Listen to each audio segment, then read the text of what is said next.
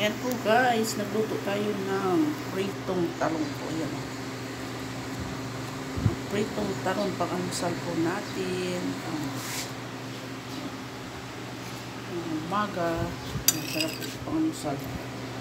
At meron tayo, ayan o. Bagong isda. Ayan. Bagong isda. Ayan. Bagong nadilis. Ayan.